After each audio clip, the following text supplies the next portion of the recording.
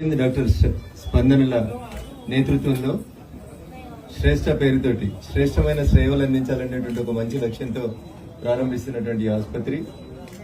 General గా ఆసుపత్రి ప్రారంభించినప్పుడు బాగా విరాజిల్లాలని కోరుకోవద్దు, ఎందుకంటే హాస్పిటల్ బాగుండాలంటే పేషెంట్లు ఎక్కువ ఉండాలి కాబట్టి.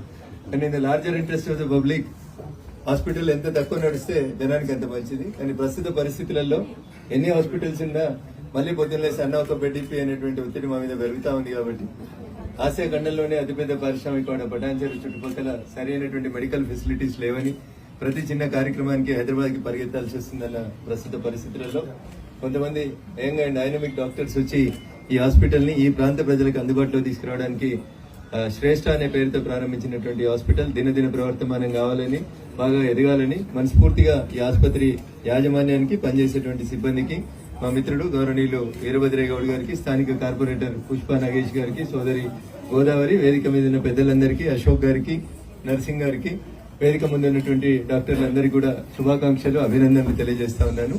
As I said earlier, if an hospital is prosperous, the people of that particular area will be suffering with diseases. But as we are starting it, we should expect that it should prosper in a good way. And my sincere appeal to the doctors is, please treat the patients with utmost patience. You have the patience, I know, but certain times the things will go wrong in way when we are treating the patient.